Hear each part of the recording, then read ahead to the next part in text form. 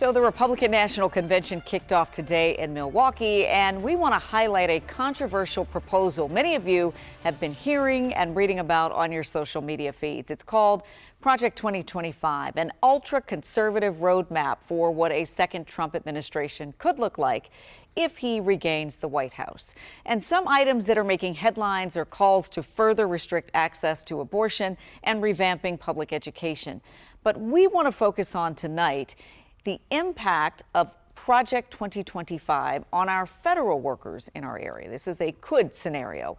Our chief investigative reporter, Eric Flack, has been looking into this. Flack, I remember when you came over and started talking to us about this, and you said federal workers have already shared with you that they are highly concerned. They are concerned, and they might have reason to be concerned, Les. This is Project 2025, all 900 plus pages of it. It should be noted Mr. Trump has recently distanced himself from the project as a whole, as it's gained more attention and scrutiny. But tonight, in his own words, Donald Trump says if elected, he absolutely plans to carry out the part of Project 2025, which could turn as many as 150,000 lives in our area upside down.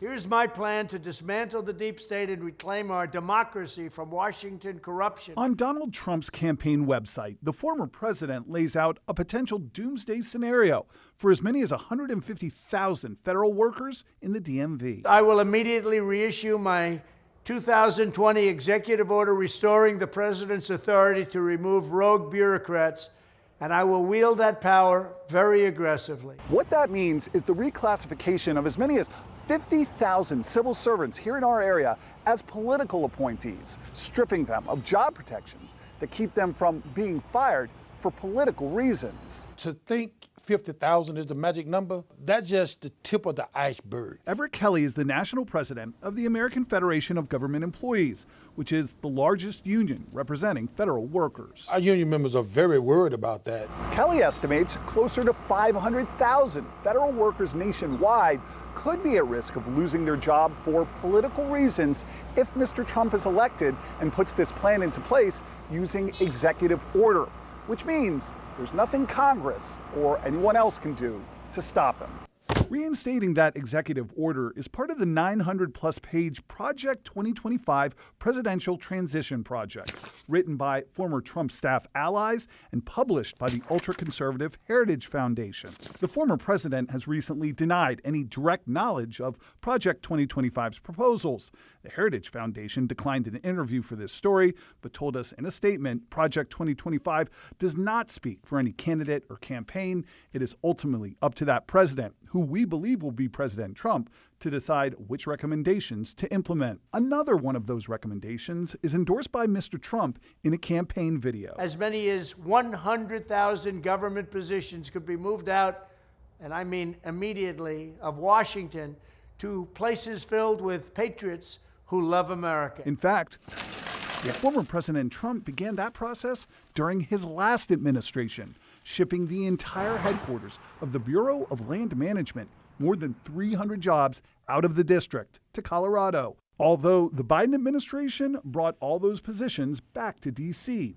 Now, Mr. Trump is threatening even deeper job losses to the DMV this time around, including the complete dismantling of the Department of Education. If somebody who's been working a job 20, 30, 40, 50 years is told all of a sudden you don't have that job anymore, what happens to that person? What happens to that family? Well, it will be very devastating to their family, and because they depend on that income, right, to pay the bills, to make sure that they have food to eat, to make sure that the children, have an opportunity to gain a good education, all these types of things that will come into play if that job doesn't exist anymore. Or if it's given to somebody who believes what the next president believes. Absolutely. Okay, Flack. So in these 900 pages, you've said about 20 of them. 20 pages or right, so. Really deal with this issue around federal workers. In our area. In our area neighbors, specifically. In our community. So if that union president's worst fears are realized. He's suggesting this really could take a massive toll, not just on these workers, but on our local economy. On the economy, right? I mean, think about what the loss of 100,000 government jobs would do to Washington, D.C. It would be devastating, especially since the district is already struggling with huge loss of tax revenues post-pandemic as workers aren't working downtown. We've already got a problem. This would Exacerbate it potentially. Absolutely. All right, we know you'll continue to follow that for us. Thank you so much. We'll be